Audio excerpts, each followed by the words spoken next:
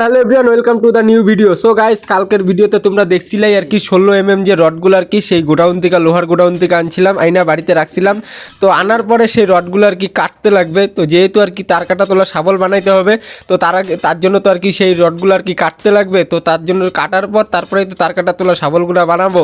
তো সেই কাটার মুহূর্তটাই তোমরা দেখতে পাচ্ছ। আর রড যে কাটতেছি, তো এগুলো হলো আগুনে, যে তো সেই কয়লার আগুনে আর কি সবার প্রথমে পুড়া দিতে লাগে। মোটা মোটা রড যেহেতু প্রচণ্ড পরিমাণে, তো এগুলো যদি কাঁচা কাটি শ্রেণী তাড়াতাড়ি ভেঙে জায়গা, যেহেতু তাড়াতাড়ি শ্রেণী ভেঙে জায়গা, তো তার জন্য আর কি সে রডগুলো আর কি প্রচণ্ড পরিমাণে পুড়া দিতে লাগে। তো পুড়া দিয়ে হিট করার পর তারপরে আর কি সেই রডগুলো আর কি কাটতে হয় শ্রেণী দিয়া, সারাশি দিয়ে ধরে। আর কিছু কাটার পর তারপরে আর কি হাতুর দিয়ে বাড়ি মারলেই সেই রডটা ভেঙে জায়গা।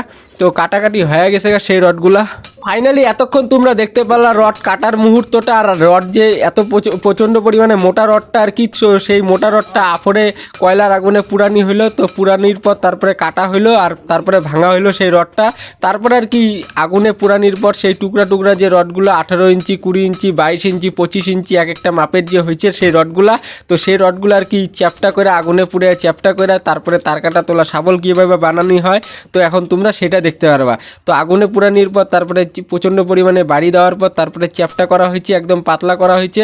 পাতলা করার পর মুখটা পাতলা করার পর সেই লোহার মুখটা পাতলা করছি। তো পাতলা করার পর তারপরে শ্রেণী দিয়া, সারাশি দিয়া ধইরা মাঝখানটা আর কি প্রচণ্ড পরিমাণে পিটিয়ে তারপরে কাটতে লাগবে। তো কাটার পর তারপরে এরকম করে আর কি ব্যান করতে হয়। তো এখন সেই ব্যান করার মুহূর্তটাই তোমরা দেখতে পাচ্ছ। আর সে ব্যান করা ফাইনালি হয়ে গেল গা। আর তারপরে এটা হয়ে গেল তার কাটা তোলা শাবল। তখন তো তোমরা দেখলা সেই তার কাটা তোলা শাবলটা বানানি হলো। তো তার কাটা তোলা শাবল যে বানানি হলো, তার মাঝখানে যে গ্যাপটা থাকে আর কি, তো যেটার মধ্যে আর কি তার কাটা লাগায় আর কি, লাগায় তারপরে তার কাটাটা তুলে, তো সেই জায়গাটা আর কি কীভাবে আর কি ফিনিশিং দিতে হয়। তো তার জন্য আর কি একটা চিকন যে তিন কোনা সেই চিকন আর কি 3 কোনা র্যাত আছে। তো সেই র্যাত দিয়ে আর কি এখন ফিনিশিংটা দিব। আর তার মাঝখানে আর কি এরকম করে ঘষতে লাগে। আর ঘষার পর তারপরে আর কি আস্তে আস্তে আস্তে আস্তে আস্তে মালটা আর কি মাঝখানটা যে জায়গাটা তার কাটা ফাঁকা, যে তার কাটা ঢুকানি, তো সেই জায়গাটা আর কি সেরকম করে ফিনিশিং দিতে হয় এই র্যাত দিয়া। সেটা তো ফাইনালি আর কি সেই ফিনিশিং দেওয়া হয়ে গেল গা। সেই তার কাটা তোলা শাবলে যে মাঝখানে যে সেই র্যাত দিয়ে 3 কোনা র্যাত দিয়ে যে ফিনিশিংটা দেয়, তো তোমরা দেখতেই পারলা সেই ফিনিশিং দেওয়া কমপ্লিটলি হয়ে গেল গা তার কাটা তোলা শাবলের।